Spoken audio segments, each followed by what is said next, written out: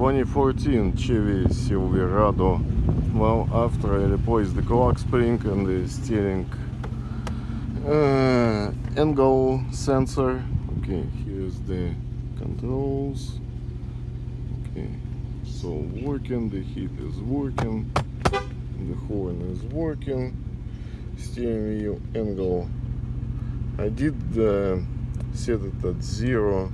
Well, maybe I should redo it, but one way 548, the other way 570. So we do have a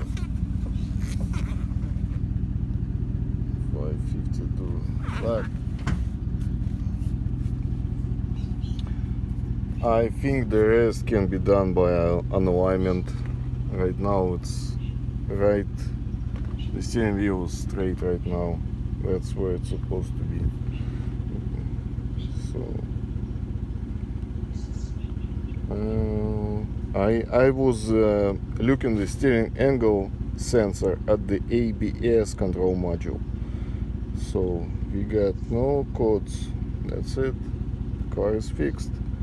This is something with the lights. The car is crashed. Well, it's gonna get work done later, but whatever. Now it's good to go. Alright, thank you.